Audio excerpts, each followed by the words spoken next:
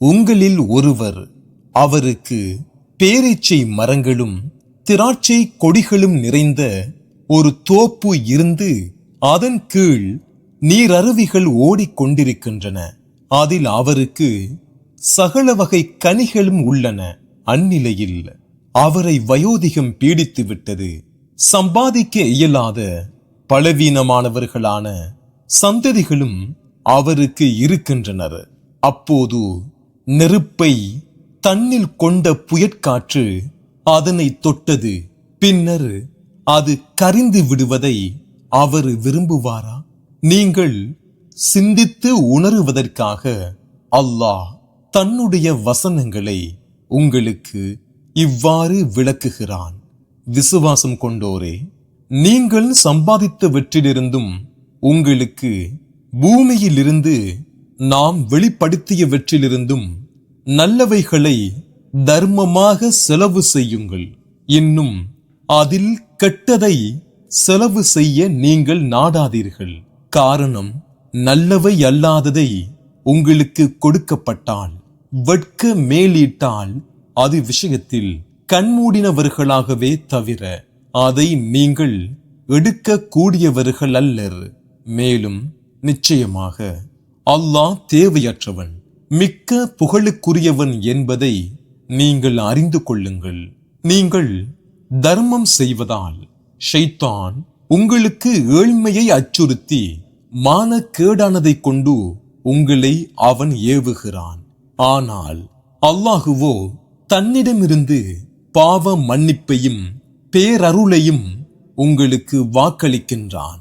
மேலும் அல்லாஹ் மிக விசாலமானவன், யாவற்றையும் நன்கறிகிறவன். அல்லாஹ் தான் நாடியவர்களுக்கு கல்வி ஞானத்தை கொடுக்கின்றான்.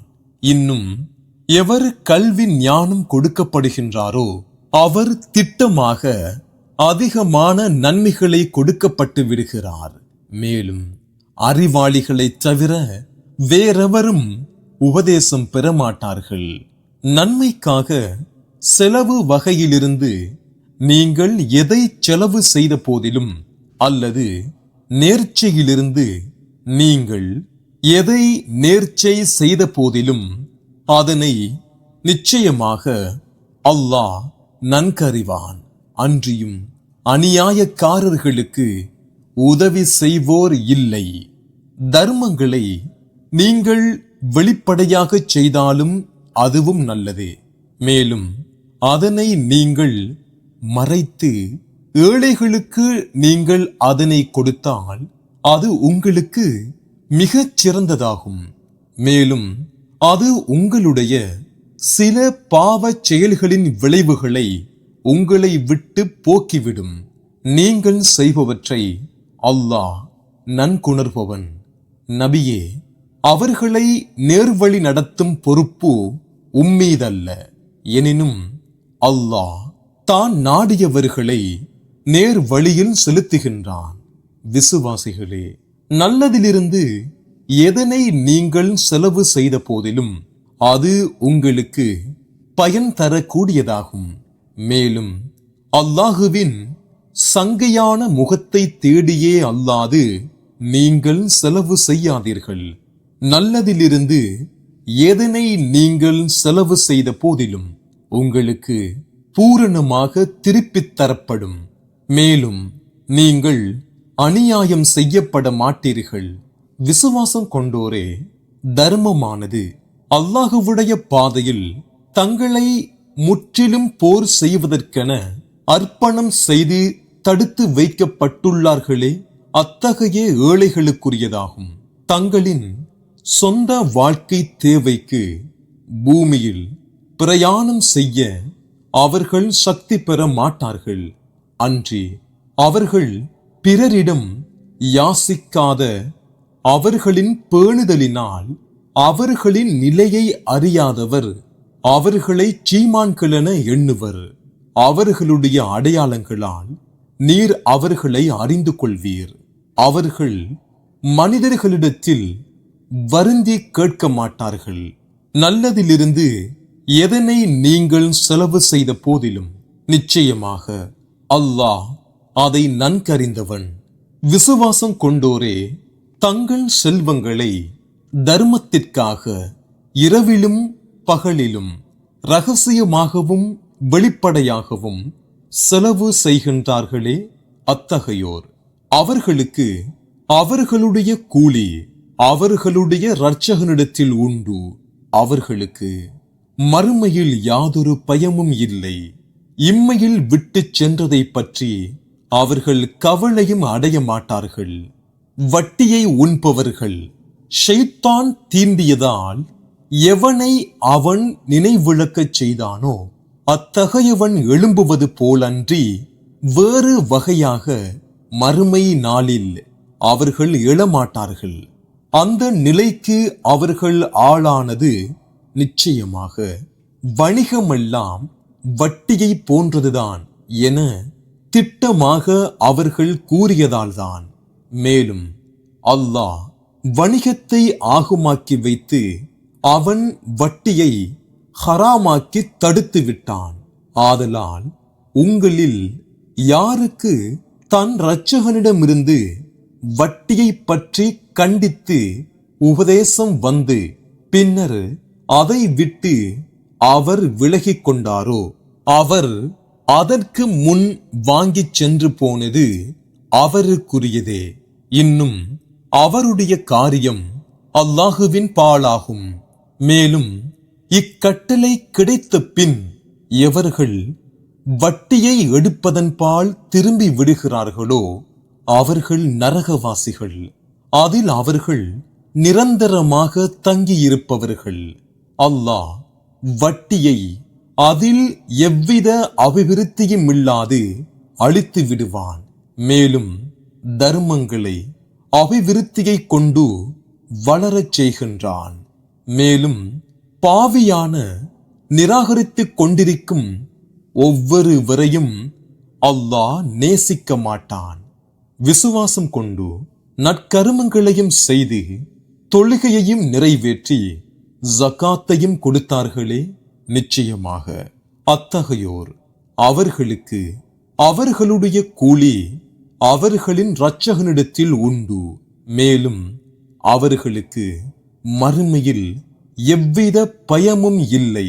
அவர்கள் இவ்வுலகில் விட்டுச் செல்கின்றவை பற்றி கவலை அடைய மாட்டார்கள். விசுவாசம் கொண்டோரே, அல்லாஹுவை நீங்கள் பயந்து கொள்ளுங்கள். மேலும் நீங்கள் உண்மையாக விசுவாசம் கொண்டவர்களாக இருப்பின் வட்டியில் எடுத்தது போக எஞ்சியிருப்பதை எடுக்காமல் விட்டுவிடுங்கள். ஆகவே கட்டளையிடப்பட்டவாறு நீங்கள் செய்யாவிடின் அல்லாஹுவிடமும் அவனுடைய தூதரிடமும் போரிடுவதாக பிரகடனம் செய்து விடுங்கள். மேலும் நீங்கள் தௌபா செய்து மீண்டு விட்டால் உங்கள் செல்வங்களின் அசல் தொகைகள் உங்களுக்கு உண்டு.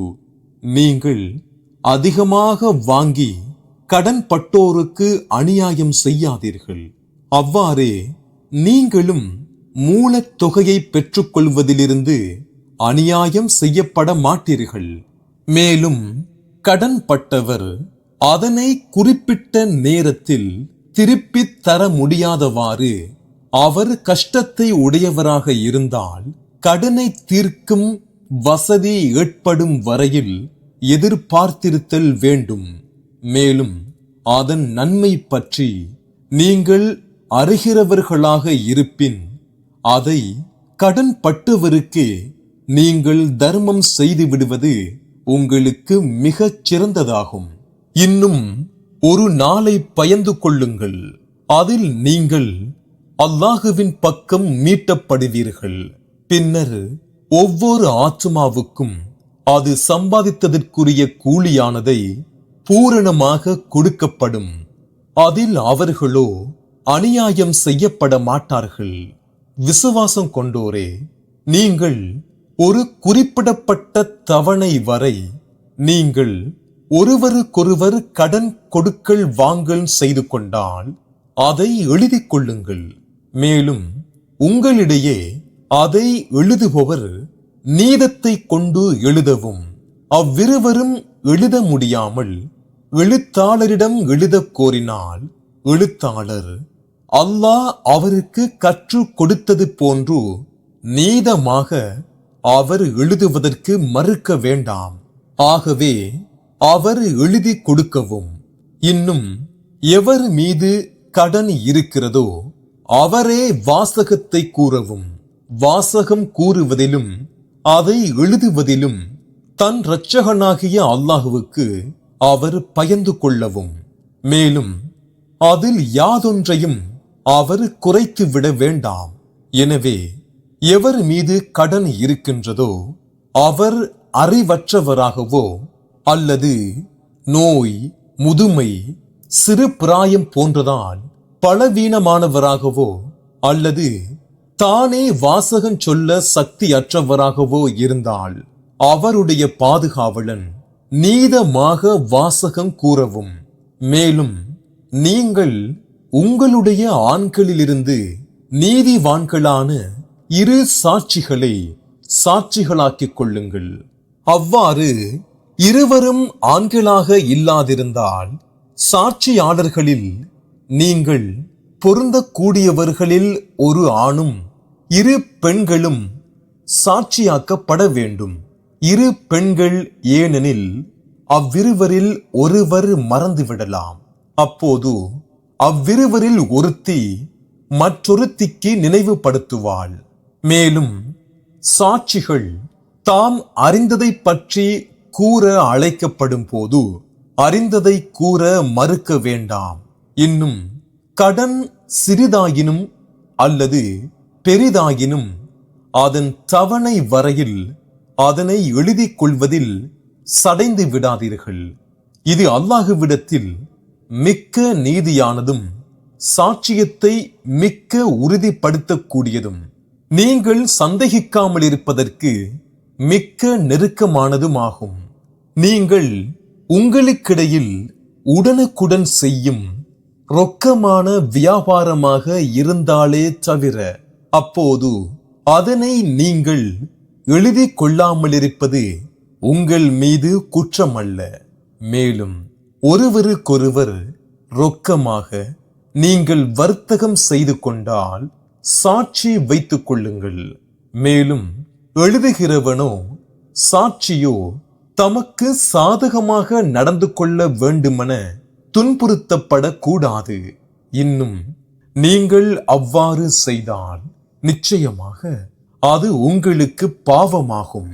இன்னும் அல்லாஹுவுக்கு பயந்து கொள்ளுங்கள்.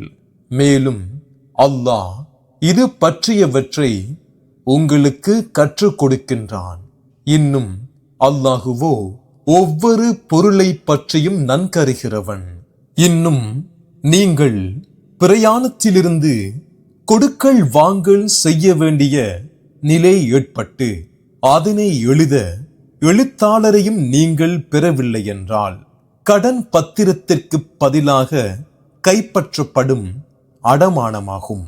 உங்களில் சிலரை சிலர் நம்பி அடமானம் வைப்பாரானால் நம்பப்பட்டாரே அத்தகையவர் தன்னிடம் இருக்கும் அடமானத்தை ஒழுங்காக நிறைவேற்றிவிடவும், மேலும் தன்னுடைய இரட்சகனாகிய அல்லாஹுவுக்கு மிகவும் பயந்து நீதமாக நடந்து கொள்ளவும், சாட்சியத்தை நீங்கள் மறைக்கவும் வேண்டாம். எவரேனும் அதனை மறைத்தால் நிச்சயமாக அவருடைய இதயம் பாவத்திற்குள்ளாகி விடுகின்றது. மேலும் மனிதர்களே, நீங்கள் செய்பவற்றை அல்லாஹ் நன்கறிகிறவன். வானங்களில் உள்ளவையும் இன்னும் பூமியில் உள்ளவையும் அல்லாஹுவுக்கே உரியவையாகும். இன்னும் உங்களுடைய மனங்களில் உள்ளவற்றை நீங்கள் வெளிப்படுத்தினாலும் அல்லது அவற்றை நீங்கள் மறைத்து கொண்டாலும் அதை பற்றி அல்லாஹ் உங்களை விசாரணை செய்து கணக்கு கேட்பான். ஆகவே அவன் நாடியவர்களுக்கு மன்னிப்பளிப்பான், அவன் நாடியவர்களை வேதனையும் செய்வான். அன்றியும் அல்லாஹ் ஒவ்வொரு பொருளின் மீதும் மிக்க ஆற்றலுடையவன். நம்முடைய தூதர் தம் இரட்சகனிடமிருந்து தமக்கு இறக்கி வைக்கப்பட்ட வேதத்தை விசுவாசிக்கின்றார். அவ்வாறே மற்ற விசுவாசிகளும் விசுவாசிக்கின்றனர். இவர்கள் ஒவ்வொருவரும் அல்லாஹுவையும் அவனுடைய மலக்குகளையும் அவனுடைய வேதங்களையும் அவனுடைய தூதர்களையும் விசுவாசிக்கின்றனர். அவனுடைய தூதர்களில் எவருக்கிடையிலும் நாங்கள் வேற்றுமைப்படுத்திவிட மாட்டோம் என்றும், மேலும் இரட்சகனே, உன் வேத வசனங்களை நாங்கள் செவியுற்றோம், இன்னும் உன் கட்டளைக்கு நாங்கள் கீழ்ப்படிந்தோம். எங்கள் இரட்சகனே, நாங்கள் உனது மன்னிப்பை கோருகின்றோம், உன் பக்கமே எங்களுடைய மீட்சி உள்ளது என்றும் கூறுகின்றார்கள். அல்லாஹ் எந்த ஒரு ஆத்துமாவிற்கும் அதன் சக்திக்கு மேல் சிரமம் கொடுப்பதில்லை. அது சம்பாதித்துக் கொண்ட நன்மை அதற்கே பயனளிக்கும். அவ்வாறே அது சம்பாதித்துக் கொண்ட தீமை அதற்கே கேடாக அமையும். எங்கள் இரட்சகனே, உன் கடமைகளில் எதையும் நாங்கள் மறந்துவிட்டாலும் அல்லது அதை நிறைவேற்றுவதில் நாங்கள் தவறிழைத்து விட்டாலும் நீ எங்களை குற்றம் பிடிக்காதிருப்பாயாக. எங்கள் இரட்சகனே, இன்னும் நீ எங்கள் மீது பழுவான சுமையை அதை எங்களுக்கு முன்னிருந்தவர்கள் மீது நீ சுமத்தியவாறு சுமத்தாதிருப்பாயாக. எங்கள் இரட்சகனே, இன்னும் எதை சுமக்க எங்களுக்கு சக்தி இல்லையோ அதை எங்கள் மீது சுமத்தாதிருப்பாயாக. எங்களை விட்டும் எங்கள் பாவங்களை அழித்தும் விடுவாயாக. எங்களை மன்னித்தும் விடுவாயாக. நீயே எங்கள் பாதுகாவலன். ஆகவே உன்னை நிராகரிக்கும் கூட்டத்தார் மீது வெற்றி பெற நீ எங்களுக்கு உதவி புரிவாயாக.